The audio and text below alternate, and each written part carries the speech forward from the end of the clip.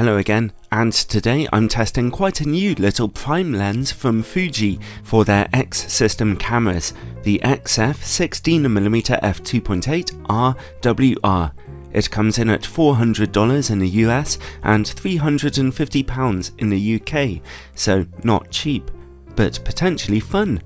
That 16mm focal length is the equivalent of 24mm on a full frame camera, so nice and wide enough to add a little drama to your pictures with slightly stretched corners, but not so wide that your subjects are completely pushed into the background. This is a great lens for walk around, architecture and street photography. The maximum aperture of f2.8 isn't especially bright for a prime lens, but it lets in just about enough light for indoors shooting, just barely, although I should also let you know that this lens does not have image stabilization. First up, let's look at the build quality. Typical for a Fuji XF lens, it feels fantastic to handle. Solid and metallic, it's based on a metal lens mount with decent weather sealing.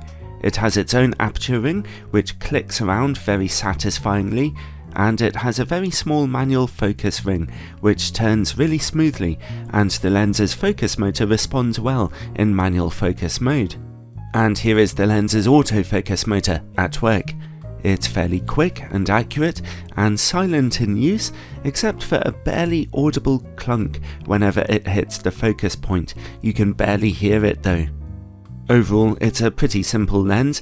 You also get a very cute looking lens hood in the box that will provide a small amount of shade for the front glass element. Top marks for build quality as usual for a Fuji XF lens, but what about image quality? I'm testing it here with a 24 megapixel Fuji X-T20 camera with in-camera corrections turned on. In the middle of the image we see excellent sharpness and contrast, nice. But for such a very wide-angle lens, corner image quality is important too, and here we see a bit of mugginess at f2.8. My copy of the lens was very well centered, so there wasn't a problem with the optics. Stop down to f4 for a small improvement, and another at f5.6, but even stopping down to f8 doesn't bring very impressive corner sharpness. Stop all the way down to f16 and we begin to see softness from the effects of diffraction. So overall, well, the lens is pretty sharp, but I was hoping for a few more fireworks in the image corners when the aperture is topped down. Well, let's move on and take a look at distortion and vignetting. When you're shooting normally, your camera will automatically correct the distortion and vignetting for you, although oddly enough, you're still left with a little pincushion distortion here. But how is the lens really performing? Let's take a look by shooting in RAW and running my files through some third-party conversion software. Whoa, the reality is that we're in fisheye lens territory here. That barrel distortion is some of the worst I've ever seen on a prime lens. It's enough to make a zoom lens blush. No wonder sharpness is so mediocre in the image corners. The camera is having to stretch the living daylights out of them to fix that distortion. At f2.8, vignetting is quite strong, although it's reduced at f4 and f5.6. So that distortion is a bit of a dirty secret I've stumbled across here. Moving on.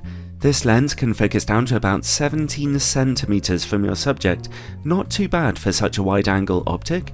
Close-up image quality at f2.8 is a little on the ghostly side, but stop down to f4 for tons more contrast, and at f5.6 there's a further tiny improvement.